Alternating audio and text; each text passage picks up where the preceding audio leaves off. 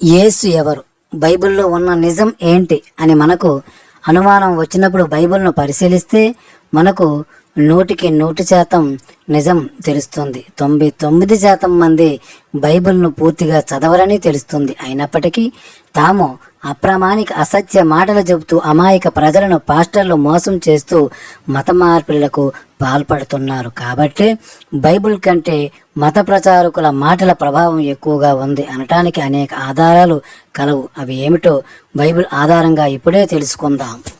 యోబు గ్రంథము 25వ అధ్యాయము 4వ వచనము. నరుడు దేవుని దృష్టికి నీతివంతుడు ఎట్లు కాగలడు? స్త్రీకి పుట్టినవాడు ఆయన దృష్టికి ఎట్లు పరిశుద్ధుడు కాగలడు అని చెప్పిన ఈ వాక్యము గమనిస్తే స్త్రీకి పుట్టినవాడు శుద్ధుడు కాదు అని తెలుపుతుంది. అంటే యేసుక్రీస్తు పుట్టింది స్త్రీకి కాదా? ఒకవేళ స్త్రీకి పుడితే శుద్ధుడే కాదు అని బైబిల్ స్పష్టంగా వివరించి చెప్పింది. కాబట్టి దీని ప్రకారం యేసు దేవుడు కాదు కదా, పరిశుద్ధుడు కూడా కాదు అని చెప్పటంలో సందేహించవలసిన అవసరం ఏమాత్రమూ లేదు అని అర్థమవుతుంది.